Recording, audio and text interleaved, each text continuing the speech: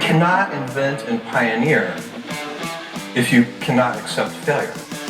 We wanted people that were insanely great at what they did. Nobody was making any money at all. Most people thought the internet was going to be a fad.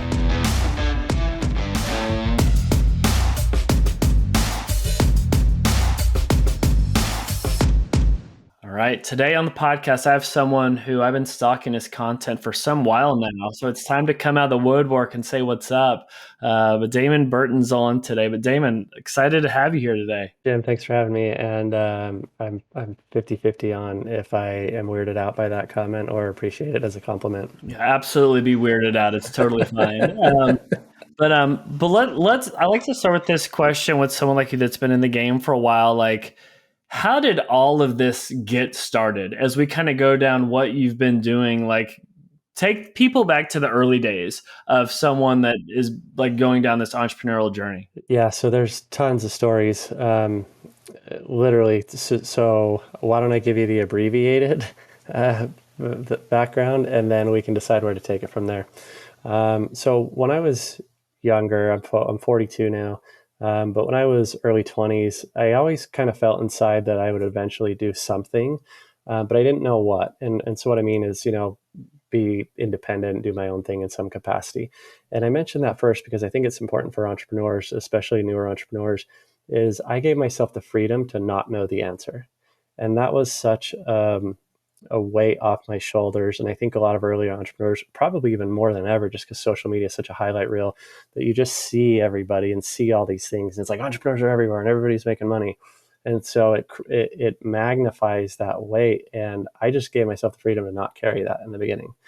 And that also allowed me to go, okay, what do I like and don't like? And so I kind of call that dating the phases, right? And so it's like you can date phases and everything, obviously in relationships, but I mean that in careers, whether it's a 9 to 5 or it's you're exploring the entrepreneurial journey, figure out from each kind of scenario you're in what you like and don't like, and take that, what you don't like, and avoid it in the next scenario, and what you do like and apply it to the next one.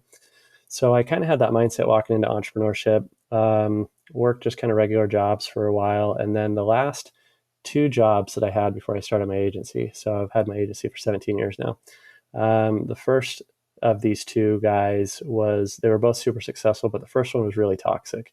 He made $1 to $2 million a month, and I was his only full-time employee, and then he had a part-time secretary. And I made like $12 an hour. And the pay wasn't that, I mentioned that pay not because it was like an issue of mine at the time. I didn't know my worth, and that felt reasonable and things like that. But it just shows on the other side, how he looked at relationships. And then that guy went on to, destroy his marriage, cheat on his wife, do drugs, like all these things. And so I could see that unfolding, and that's where I say it was toxic. And so I moved to this other gentleman. This other gentleman had found out that I quit the first guy, knew what I had done and provided for that guy as far as services, and said, I need that type of service. Kind of headhunted me, brought me on. Total opposite guy. Married his high school sweetheart. He was like captain of the baseball team. She was head cheerleader, like all these storybook things. Well, what had happened is he had, before the business I worked for, he had a civil suit and got into some trouble there, but didn't have a criminal suit. And over the years between when that civil suit ended and then he started this new business, the criminal suit caught up. And then what had happened is he was 32, I think, and got sentenced to 29 and a half years in federal prison. So here's where it starts to come full circle into your question of my entrepreneurial journey, was when that business got shut down. I mean, it was like, I worked remotely. I worked at home, and I couldn't get a hold of anybody. And then I found out I couldn't get a hold of anybody because ATF, FTC, sheriffs came kicking in the doors, guns drawn, everything. And so I had a choice at that moment, and it was see if I got my paycheck and wait it out and see how that drama unfolded, go find another job, or take a bet on myself. And I had enough side clients that I did the math, and I went, okay, well, crap, I'm going to lose 60-ish% of my income, but I'm going to free up 80% of my time. So where the other 40% of the income was side clients and things like that. And my wife and I, she had a job. We only had a mortgage and a car payment, relatively simple bills, no kids yet, knowing that kids would be on the horizon. And at that point, I said, this is probably as calculated of a risk of an opportunity I'll ever get. So that's when I made the jump into entrepreneurship.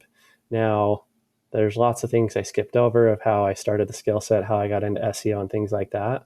But I think there's a lot of important stories in there as far as, how to weigh your options, how to pay attention to, I've learned more from what other people did wrong than by necessarily having a mentor to see what people did right. But that's how I literally got into starting the agency. Yeah, it's a little bit of a forcing function when your boss gets taken to jail, because like, okay, I definitely have to look for another job, or I could do my own thing. And you start to build up this skill set. You already have a side hustle, so you're able to de-risk making that leap. Because I'm always like when people just start something and they like don't have clients or a path to revenue, I'm always like, why? Like, how do you do that? Like for me, I was similar to you. I de-risked it before I started the agency. And it's funny, I also had a similar path where you were part of companies that were maybe doing some amazing things, but what brought them down was something so toxic. And I'm amazed when people start something right out of school. Like I had to have that learning curve of seeing it done either the good way or the wrong way.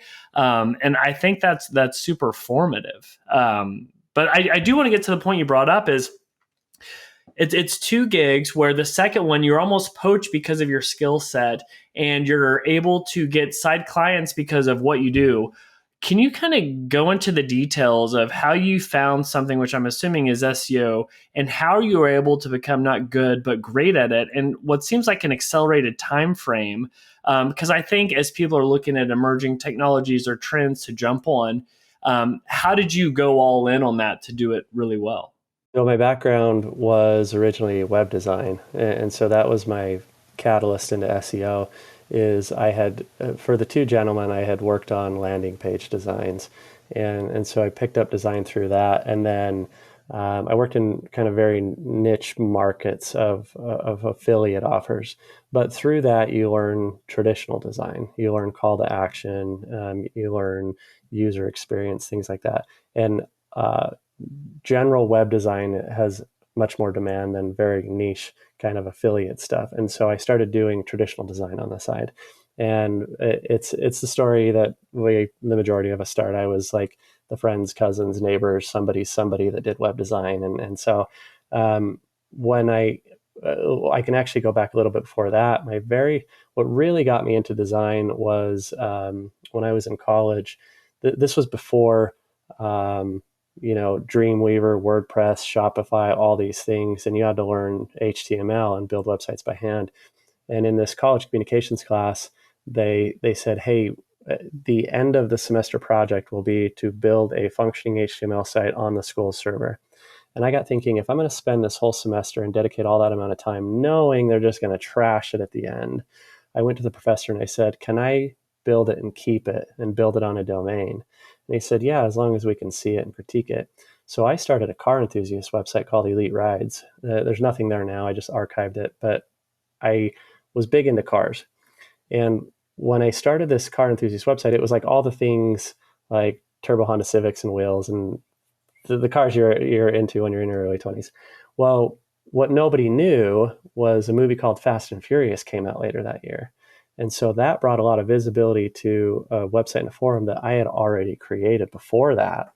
And so as that grew in popularity, I said, how do I make this design better? And that's when I took it to better understand the intentionality and the thought processes behind design. And then as that grew, I said, how do I monetize this? And that's when I started to explore and dabble in understanding marketing. Now, where that transitioned into a career was, so that's how it got me into design. But then when it transitioned into SEO is after I had enough design clients or a handful, and then we had that pivot where the other businesses got shut down. One of my clients, who is still a client today, 17 years later, still a client, says, what do you know about Google? And I said, I know enough that I can probably help you, but not enough that I feel morally okay with charging you for it. But I also don't want to work for free. Yeah. And so I was like, how do I do this? Because I want to pursue this. I want to get paid, but I also know my skill set's not enough that I can put a price on it. And so I worked out a deal and I said, how about this? If we hit page 1 for this phrase in this amount of time frame, not only do you owe me retroactively, but then we start a monthly retainer. So that was the answer to incentivizing me to not work for free, but also de-risking them putting a bet on me. And so we ended up making that goal, hitting those benchmarks, and I enjoyed the process. And so then I took it to a second client who's also with me that they knew the first client. So I said, we just did this with these guys. I want to offer a similar arrangement to you. Are you interested? And so there was no risk for them. It either didn't work and they paid nothing, or it worked and we both succeeded. So they accepted, we hit the goals. And then at that point, I said, I enjoy this process. I don't want to be an agency that offers it all. So let's make SEO my thing. And then we explored SEO and I've stuck with it ever since. That's very cool. And I like how you being good at design and kind of tinkering and playing around, and then you go down this path. Okay, I can make a cool site. Wait, how do I drive traffic? How do I monetize? It just opens up these doors of opportunities that you're able to keep following, because it's so easy to be like, oh, here's the path I want to go down. But if you just kind of follow your curiosity, and these doors will emerge, that's super exciting. So you make this leap. You've got this agency, or one that's becoming an agency. I don't know if it was like me, where I was like a glorified freelancer and I called myself an agency. And then eventually I was like, oh, wait, okay, it's real. Right? It's like, oh, yes, let me go talk to my team. And it's like your virtual assistant over in Macedonia. I don't even go that far. You just set up an auto attendant that has 57 extensions, and they all go to you. two for accounting, 3 for design, 4 for Damon, 5 for Damon, 6 for Damon. Yeah, all the dirty secrets of the early days. Talk about making that decision to make the leap, and what are the phases of growth you've kind of gone through as an agency, or even as we tee that up, can you give any color for people listening on the size and scale of the company, whether it's people or clients or anything, just so they really understand? Yeah, I got 50 plus team members. We do a few million a year. I've worked with thousands of businesses over the years, anywhere. On the mom and pop side, like I said, we still got a bunch of clients that have been with us from year one for 17 years. And then on the other side, $1 billion international commercial real estate companies. We've worked with the Utah Jazz on their retail division. So all sorts of big businesses and cool businesses and everything in between. As far as the phases, I think this is a great question, because kind of like we touched on at the beginning, where social media glorifies things and everybody wants to get to $1 bazillion tomorrow. I took a totally different path. For very similar reasons, as I mentioned earlier, I didn't want to put that weight on me. And so I was never in a hurry to grow. Obviously, growth and more revenue and things are attractive, but I didn't want to do it at the expense of my sanity. And so when I started, it was the term phases I mentioned earlier. And so year one, it was just cool to be self-employed. It was cool to spend time with my wife or get off early or whatever, right? Just be a solopreneur. And then about a year and a half into it, I went, holy crap, I should probably do something with this. This is a legitimate opportunity I have. And so it's not like I was squandering it. I just wasn't maximizing it. And at that point, then I hired somewhere between 2 and 4 team members, did that for probably 2 or 3 years. And then I remember it was around year 4 when I was listening to 2 books around the same time. One was E-Myth Revisited and the other was 4-Hour Workweek. So if you're not familiar with those books, E-Myth Revisited tells you how to build a business dependent on processes and not individual team member skill sets. And then 4-Hour Workweek tells you how to compress time. If you listen to those, I'd recommend E-Myth first, because as you're building processes, and if you're listening to 4-Hour Workweek first and it tells you compress time, you don't know what corners you're cutting until you first documented your processes listening to something like E-Myth. So after that, I went, why don't I have more people doing these things? Why am I not delegating more? So then I went from 4 members to 8 team members, something like that. And then over time, we incrementally added people as needed. So we got from 8 to 15 over the next 2 years. And then when COVID hit, we blew up. We went from 15 to 50, within a year. Wow. Yeah. And so since then, we've just been adding incrementally. And then further improving processes. And so now we've got it down to where we can maintain quality control at scale. If we double business, we don't need to double team count. And so we continue to refine efficiencies. That's awesome. And I think some other things that you've thought through is like everybody wants that overnight success, but like when you're playing the long game, knowing it's like what you want to do for your career, you have an unfair advantage because you can make more strategic moves where you don't need that instant hit.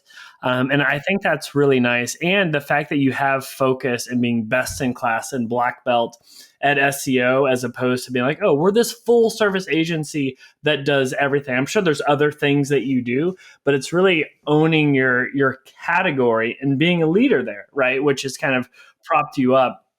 Can you speak to, because the question I think people are thinking through is like, okay, that sounds awesome, but like, how did he get all this business? Is it on the back of referrals? Because you're talking about, you start with a client that's, you're like, I don't know if I should charge you for this. And now it's like, you have MBA teams that are working with you. It's like, there's a delta there on like how you were able to like get those two different types of clients. And like for me, It's like, it's like, I did free work and then referrals. And then we're trying to level up with like paid and content marketing and like testing cold email, even though I hate it and it kind of works. But like, what are things at those phases that worked for finding new people? I've done the same thing the whole time. I've never spent $1 on ads. I've never done outbound lead generation. Only just now, 17 years into it, are we considering it. So the growth has been, for everything but the last 2 to 3 years, has been entirely referrals. And it's largely because of what you said, becoming the person in your industry. And so when people refer to me, it's not that people go, hey, look at Damon, he is an SEO option. The dialogue is, he is the SEO. That there aren't other contenders in the conversation. And I don't say that because that's my opinion. It's how the conversation and dialogue unfolds, is people just go, there's only one guy I trust, and it's Damon. And you're right, there are other things we do, but for the most part, it's only design and SEO, because there's a lot of design that comes with the territory of SEO, but we don't do paid ads and we don't do social media. And even though we do a lot of design for brand integrity, I don't talk about it. I only mention SEO. And so where that progression is from mom and pops to NBA teams is, as you deliver for one person and you do what you say and oftentimes over deliver, you establish a relationship and trust. And then when you are consistent about that deliverability, then you enter these people's circles of influence and trust that they wouldn't let other people in otherwise. Or like a great example is, I get people that ask me all the time, do you know somebody that does X, Y, and Z service? And my reply is generally, I do, but nobody that I would put my name behind. And so even though I verbalize it, other people think the same thing, they just might not say it. Mm-hmm. And so when you get past that threshold, then people will gladly give out your name. And so then you get one referral, which turns into 2 to 4, 4 to 16, and on and on and on. So it was just a progression of referrals. And for a long time, I could take and connect the dots from probably 80% of my clients and go backwards from one to another and one to another. And even the NBA team example is 3 clients in one. And before I tell you the story, the other important thing is giving value. So that first client where I negotiated a benchmark was like, here's the deal. I don't feel comfortable charging you, but how about this arrangement? That was giving value first. And if you follow me online, I always give without a call to action, because I just want to build up that credibility, and I want inbound leads. I want people to go, Damon's the expert. I value time more than money. I'm just going to pay him. I don't want to chase people. Mm-hmm. So the NBA example was somebody that followed me on LinkedIn, answered a question, didn't expect anything in return, just helped them. Then they go, hey, thank you. By the way, I'd like you to introduce, I just got this new position at this technology company. Why don't you come in? They coincidentally were local.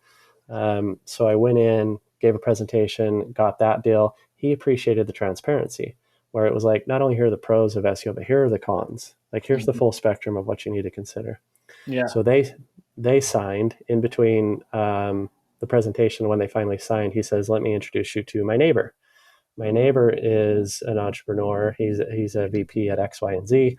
Go talk to him. So I talked to that gentleman. And then he was asking about a law firm that he just took a marketing gig at.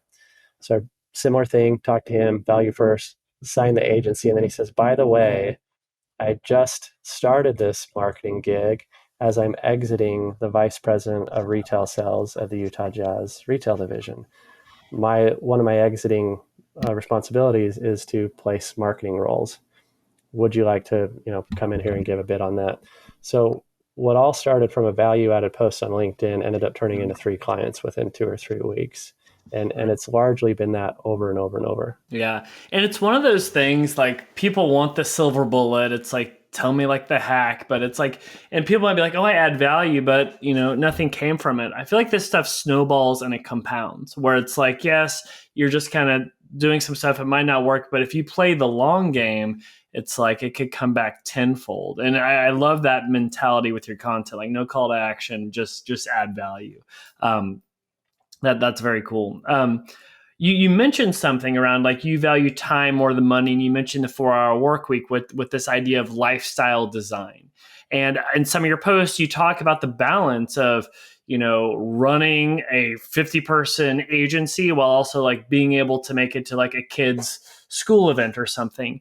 Can you talk about like that intentional decision? Because you could like try and like light this thing on fire, put gasoline on it, and like take it to the moon. Versus, no, like, I know what I need and want with my life, and like the company should work for me, as opposed to the other way around. Like, was that like a thoughtful process you've made? And how do you keep that perspective as you kind of grow this and manage it? Yeah, that's a big part of my life. It started from my childhood. So grew up lower middle class, alcoholic stepdad.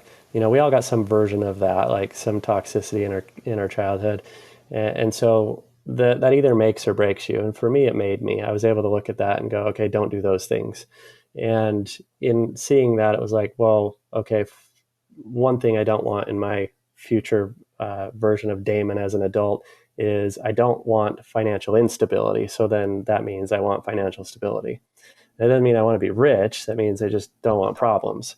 And so that was an early focus. And then it's like, okay, how do you create, how do you foster a warm environment in a family? And so, okay, time and things and memories and legacy. And so I got exposed to that again, like we talked about mentorship. I learned more from what other people did wrong. So then I got exposed to that same concept in personal life. Like, okay, here's the things that I want by witnessing what I don't want. And so that's where the seed came from. But then I remember when my wife and I, we've been together for 20 years and coming up on our 17-year wedding anniversary. And before we had kids, I remember having a dialogue with myself going, something along the lines of grind it out now so I don't have to later.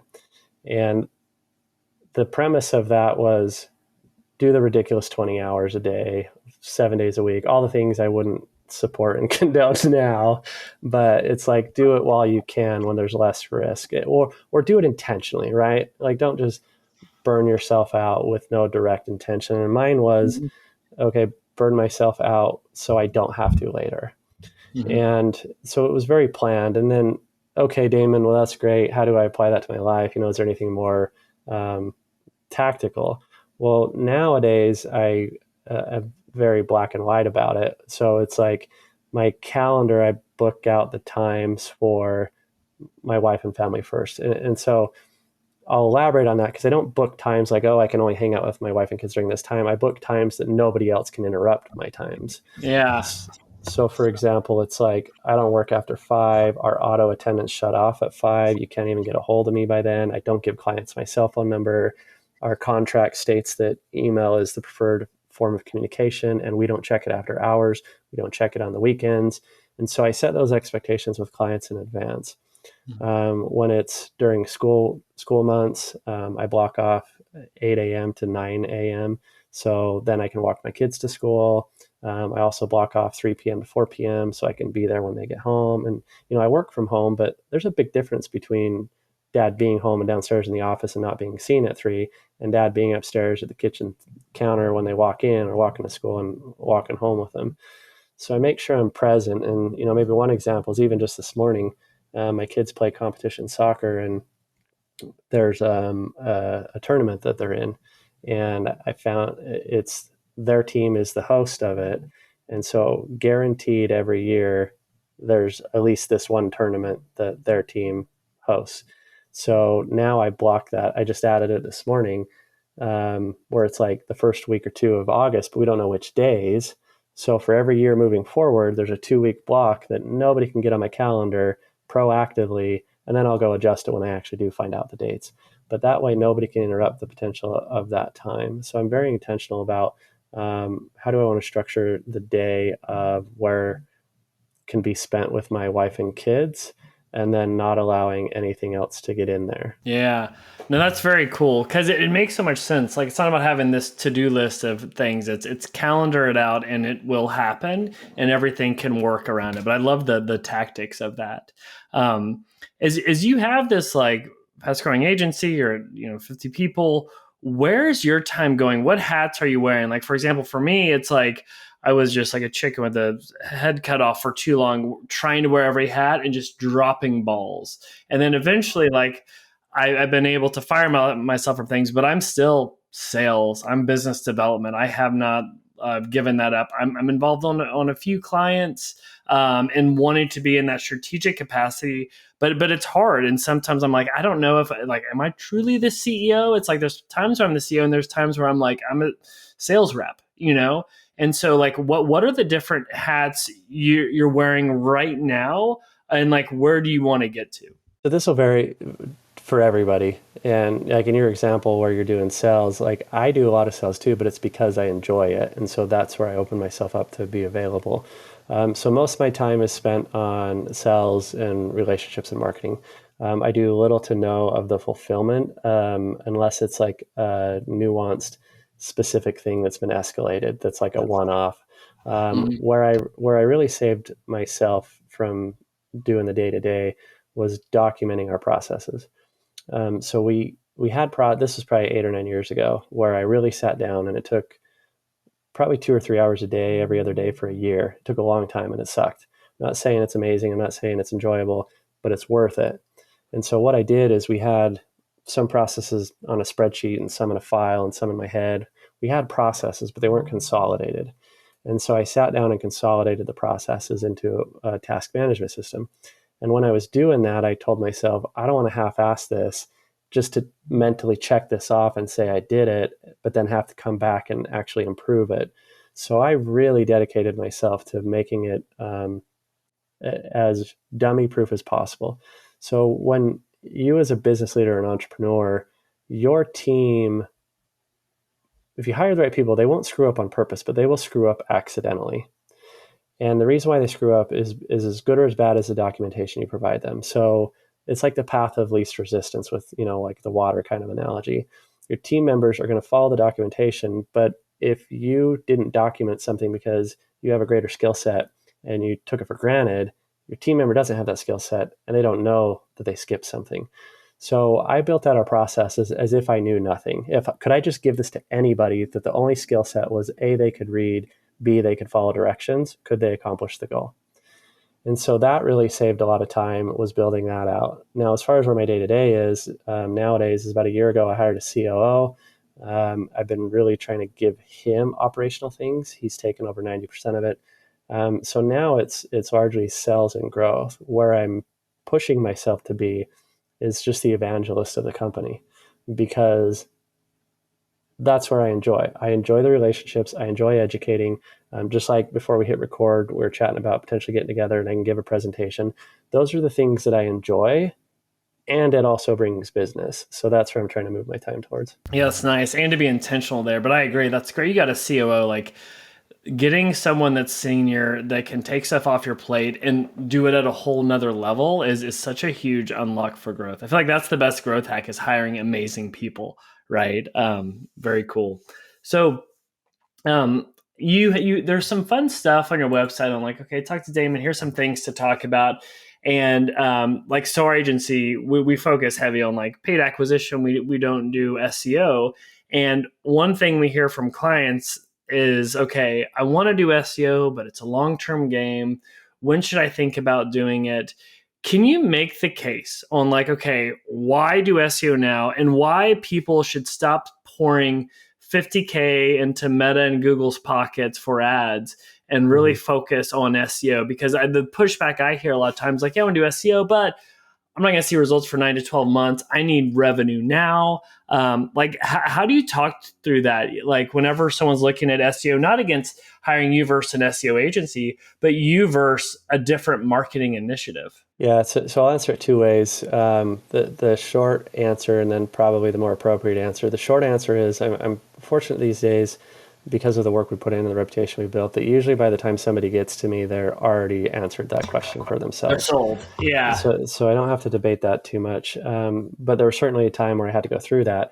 And there's a really clear answer. So for the agency owners that have to have this discussion with their leads and their prospects, the best way to answer that is transparently. So earlier I was talking about the jazz example, and I talked about the transparency is what sold them. I lean into all the negatives about SEO because if they already know the worst, then it can only get better from there. I love that. That's such good advice. Here's where agencies drop the ball though. The problem isn't that SEO takes a year. It's that you didn't tell them why it takes a year. And so if you can communicate, hey, I'm not locking you into a year-long contract because I want to take advantage of it. I'm locking you in because I want to protect your money. And if you only come into this for 3 to 6 months and then leave, we haven't made enough progress for you to get any return out of it. So instead, I'd rather you not even sign up. So that's the position that I take, and it's the truth of my position. And then in that transparency, they go, oh, well, Jim is somebody that wants to protect my dollar, and so now I'll lean into it more. And then the other easy thing that you can communicate is progress versus monetization. So this goes back into the agencies not properly communicating why it takes a year or however long. Yes, it may take a year to monetize SEO, but it doesn't take a year to see progress. And so what you illustrate to them is, hey, look, don't sign up unless you're willing to mentally commit for at least a year, because it's probably going to take that long before you get your money back. But here's what I can show you before then. It's not that a year later a switch flips and all of a sudden it's raining money. You will see the progress before. But let me explain why you don't monetize it. You don't monetize it because, 3 months into it, we may see you go from page 8 on Google to 5, and then 5 on Google to 3, but nobody goes past page 1. That's progress versus monetization. So I will show you moving closer to page 1, just the traffic isn't on page 2. So if you can communicate that people go, oh, okay, so I can see progress, and I can see things moving forward, and I can see that you are doing something with my investment, then that usually satisfies that question. I just took some notes there on some advice for myself, but that's really good advice. So someone sold on SEO, they're getting started, and we can even go to a vivid example. It could be like a lead generation company that sells HVAC locally in Utah or Seattle, or you could go the path of an e-commerce company that makes athleisure stuff for CrossFitters. How should someone think about approaching SEO? It's like, okay, it's all about your sitemap and technical SEO, or it's like, hey, we need to make an SEO-driven content strategy. Not to just like generalize ideas, but what are some things people should take away when thinking about strategies and tactics, and then aligns with like, what do you all offer? Where do you really plant your flag as far as the stuff that you do? So we take the position of all or nothing. So you're right. You started touching on some of the fundamentals. There's a lot that goes into it, but all those fundamentals boil down to 3 categories of fulfillment. So one category is how good or bad is your website built? The structure, is it mobile friendly, user friendly? Does it load quickly? Second is content. So you can only rank for what Google can read. So do you clearly communicate your value propositions or why your product is better than the competition? And then third is external credibility. So do other websites mention you? Do they link to you? Is there some sort of external references? Each of those counts as a vote in the search engine popularity contest. So most of your visibility is going to come from the latter two, the content credibility, but that will only be effective if you have a solid built foundation for all of that to bounce off of. So where we start is the foundation. So like when we launch an account, I have 2 different departments on my team start. And so on one side, it's the development and the design team. They go through and go, okay, can we leverage the existing site? How can we make it load quicker, better call to action, more user-friendly? While that technical audit is going on, then the research and the content team starts. So I have a department that just does research that then alley-oops over to the content team. I don't want the content team spending a bunch of time going, what am I writing about and why and what's the intention? So the research team digs into the market and goes, what are the buyer's pain points? What problems can we solve? How do we get in front of existing queries instead of just guessing? They map that out, then they hand it over to the content team. Then the content team goes, oh, I have a blueprint. So now I know what to write about and why. Generally, by the time the technical audits are done and the research is done, that corresponds to about the same time frame, within a week or two. And so that way we can hit the ground running. Now we got a solid foundation. Now we can double down on content. Now I wanted to come back to one comment you made just before that about the example of 50,000 in paid ads versus SEO. If you're doing paid ads, social media, email, whatever form of marketing other than SEO, and it's working, keep doing it. Right? It's not a zero-sum game where you have to pick and choose between these different ones. But the reason why you want to consider layering in SEO, there's a couple of reasons. One is there's a great study by an entity called Conductor. Conductor did a survey or some sort of data analysis on the types of traffic from that source to a website. And so they simplified it down to email, PPC, social, and organic search. And what was fascinating was, for how successful people can be on paid ads and search, if I remember the statistics right, it was, as a whole, and it may vary by industry, social media only drives 2% of traffic from social to site. Paid ads only drives 6% of traffic from source to site, and organic drives 64%. So if you're doing awesome on those other, look at how big of a piece of the pie that's being left. And then maybe the last comment on this is, you had the right point where it's like, do we keep paying Meta in these different platforms? Well, you're building up their pockets and their assets and their website's credibility. When you turn that off, you have nothing left over. You don't own any of that. You're basically leasing it. So when you focus on SEO, you're building up reputation, you're building up content, and you own all the results from that. And then the bonus to that is social doesn't influence SEO, but SEO can influence social and paid ads, because quality score on page speed, quality score on content relevance, those are all things that you improve through SEO, which then often decrease your cost per acquisition on the other platforms. That's really well laid out. And I totally agree. That's the thing. You stop paying the piper with Google and Facebook, you turn that off, your traffic turns off. Whereas with organic, and you nurture and maintain it, it really starts to compound. I was a part of one startup that grew on the back of SEO. And once you see it, you can't unsee it, as far as like that being the right approach. And you're totally right, because I look at our clients that are doing exciting things and their Google Analytics all back up that ratio you're saying of traffic from organic versus social versus referral or wherever else. Yeah. Very cool. Okay, I'm sold. A question, I'm taking a non-natural right turn. Actually, one more question on the agency. You mentioned before you used to price based on performance. How has that shifted? Like we've tried pricing a bazillion ways under the sun where we do quite a bit of fixed retainers. We have some variable structures as well. And then we've done a little bit of performance based. It can just get so muddy on who's tracking the data and whatnot. I don't know for you, like where your struggles have been in nailing the pricing.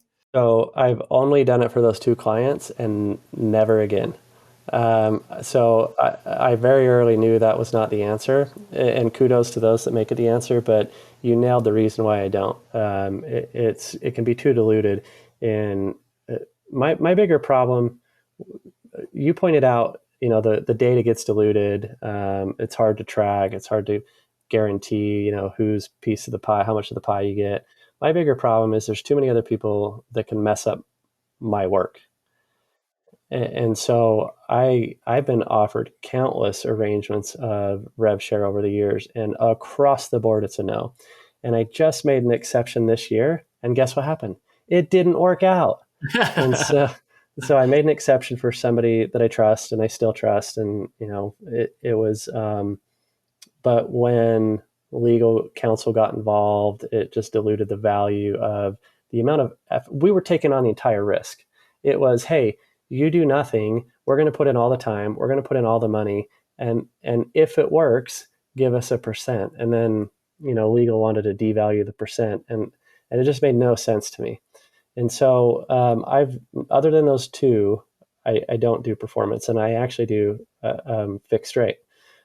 So that rate has evolved over the years, though. When I first started the agency, I was more of the budget provider because I've always been honest with myself. Okay, what level of fulfillment can I deliver? Mm-hmm. And so in the beginning, I was probably underpriced, but it's where I felt like I could sleep at night comfortably, Mm-hmm. where it's like, yeah, this is probably where I need to be at, minus a little bit just because I'm an idiot, I guess. Yeah. And when I first started, I mean, this is 17 years ago, it was like $300 a month. Mm-hmm. And then I moved towards from 300 to 750. And that was scary. It's so funny how pricing scares you in the beginning. Oh, And totally. then I was terrified to go from 750 to 1,000. Like that is such a huge number. And then I went from 1,000 to 1,500, 1,500 to 2,000. And then by then I started to be like, no, I'm good at what I do. And I took the opposite. It's like, this is non-negotiable. Like Mm-hmm. I deliver a value, and even the value I deliver at this price point is probably underappreciated. Mm-hmm. And so now our average price point is probably 3,500 to 5,000 a month. But even then, I could probably go higher. But then there starts to become a gray area of the type of people you want to work for and work Mm-hmm. with versus who sees it. And I'd rather take the client that I like to work for at 3,500 than to scare them away at 4,500. Yeah. So you eventually want to get to a place where you're fortunate enough to kind of decide who you work with. Yeah. And it is fun, like whenever you're giving them something where you're making good money, but the value to them like far exceeds what they're paying. And that's probably why you have really good long-term retention, right? Is that value exchange is everything. Very cool. Yeah, my first pricing, I did like a full 40-page marketing plan for like $250. I remember like calculating the like hourly work on it. I was like, that was definitely like below minimum wage. I could have gone to Chipotle and made a lot more money. But very cool. One question that I like to ask everybody is, what is the nicest thing anyone's done for you in your professional career? I don't know that I could answer a specific thing, but I could give a specific type of thing. So what I mean is like a specific experience is I like the wild card in things, and that's why I often do all these presentations and interviews and this and that for free, is because you never know what ends up coming out of it. So over the years, there's I got a one of those like rubber sports kind of bracelet things, and it said WWDBD, and it was from a client, and it stands for What Would Damon Burton Do? And she wears it when she gets stuck on a decision that she doesn't know the answer, and so she goes, I basically try and go, what would Damon do? And then that's the answer. So then what happened after that is I made a post about it and shared the story. Then I had somebody on LinkedIn. I actually remember his first name. I can't remember his last name, but I got a screenshot of it. His name was Ben. And Ben asked if we could get on Zoom and I could help him out with a question. So I gave him a couple minutes of my time. And then afterwards, he wrote this kind post about me giving him value and not pitching him and just helping him out. And in the post, he drew a cartoon of me. And so then I had somebody after that take the WWDBD and married it with the cartoon and sent me a bunch of pins. And so now I got these little pins with my cartoon face and WWDBD, and my kids start to see these things. And so my 12-year-old has one of the pins on his lamp. So now my face has become a thing. And I've had somebody send me air fresheners with my face. We have this blanket that is just a bunch of my faces that somebody went and pulled images off social media, and it's like this family heirloom. My kids fight over it. And then the most recent thing is I got sent a bobblehead. Oh my, that's a good bobblehead too. It's like Superman style. That's cool. So it's the wild card of things, because like I'd never buy a blanket with my face on it. I'd never buy a bobblehead. But then the story behind it, though, when you dig into it, means a lot. Yeah, that's super cool. It kind of goes back to what you were saying before too, as far as like value first, give value, don't ask for things in return, and good things will happen. That's very cool, man. Well, sweet. Well, where else? If people want to learn more about you or what you're up to, if they want to follow you, where can we point them? Just hit damonburton.com. On there, it has everything. It's got my personal journey stuff. It's got business stuff. And then if you want to jump into the world of SEO, I have a free download of my SEO book on there as well.